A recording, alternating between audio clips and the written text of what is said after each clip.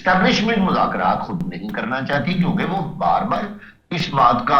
کے بارے کہہ چکے ہیں کہ ہمارا سیاست سے کوئی تعلق نہیں ہے، ہمیں سیاست میں نہ گھسیٹا جائے، لیکن بانی پی ٹی آئی کو یہ یقین ہے کہ جب تک اس میں اسٹیبلشمنٹ شامل نہیں ہوگی تب تک مذاکرات کامیاب نہیں ہو سکتے۔ اچھا۔ آج میں یہ سمجھتا ہوں کہ ان کے ساتھ بڑا اچھا سلوک کیا گیا، اور یہ خیال کیا جا رہا تھا اور خیال کیا جا رہا ہے کہ شاہ محمود قریشی صاحب کو اس یہاں پر بطور برج ایک پل کے طور پر استعمال کیا جائے گا، اور وہ بانی پی ٹی آئی کو اس بات پر تیار کر لیں گے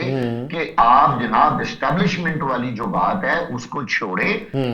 یہی وجہ ہے کہ رانا ثناء اللہ نے کہا ہے کہ ہم نے اسٹیبلشمنٹ سے گرین سگنل لے لیا ہے۔ یہ انہوں نے خصوصی طور پر بات چودھری صاحب اس لیے کی ہے کہ پی ٹی آئی کے ذہن میں اور عمران خان کے ذہن میں اگر یہ بات ہے کہ یہ مذاکرات صرف حکومت کر رہی ہے تو وہ اپنے ذہن سے یہ بات نکال دیں ہم نے